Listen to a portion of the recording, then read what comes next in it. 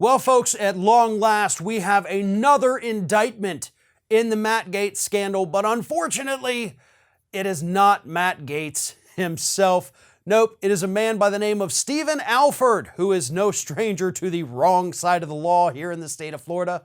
And if you think back to the early days of this Matt Gaetz scandal, you might remember the name Stephen Alford, because Alford was the individual who attempted to extort the Gaetz family for $25 million, telling them essentially, give me $25 million, I'll use my connections in the White House to get Matt a presidential pardon for this massive scandal that's going on.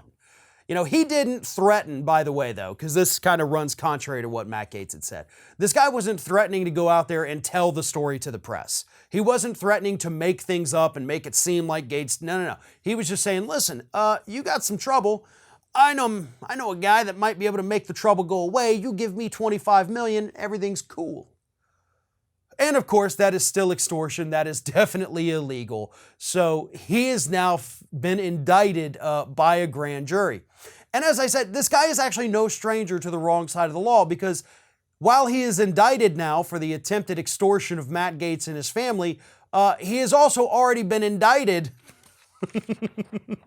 on charges stemming from a 2015 plan for his alleged efforts to finagle $6 million profit out of a $7 million deal to purchase Northlight Marina in Niceville. He also already spent 10 years in prison for attempting to sell land here in Okaloosa that was owned by the United States Air Force. So a lot of fraud in this guy's past, a lot of run-in with the law, and of course now he's got this scandal that he was tied to with Matt Gaetz for being the extortionist, and he is being indicted for that.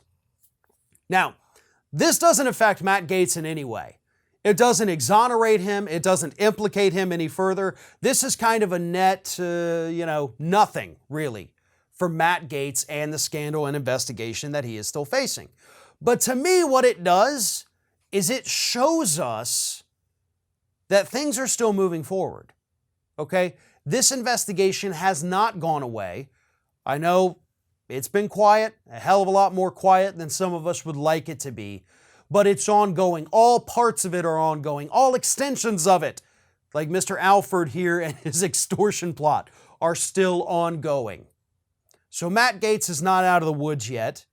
Admittedly, it's getting a little nerve-wracking that nothing's happened with this, especially after the last dump of evidence a couple weeks ago, where Greenberg gave all those thousands of text messages, pictures, emails, videos. It's pretty obvious from the available evidence that, Matt Gaetz was involved to some degree. The question is he ever going to be indicted for his role in all of this? It's a question that remains to be answered, but I haven't lost hope just yet. Ring of Fire has fresh content 7 days a week, so if you want to be reminded about it, don't forget to subscribe to the channel, hit the little bell to be notified every time a new video goes up.